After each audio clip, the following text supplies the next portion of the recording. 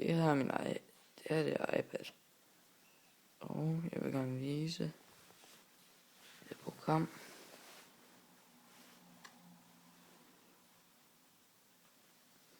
Kaldt 360.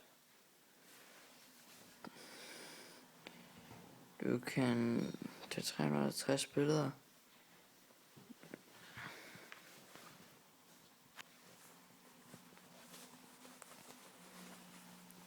Du holder dem bare op.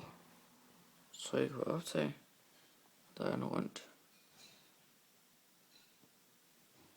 Her er nogle af dem, jeg har taget.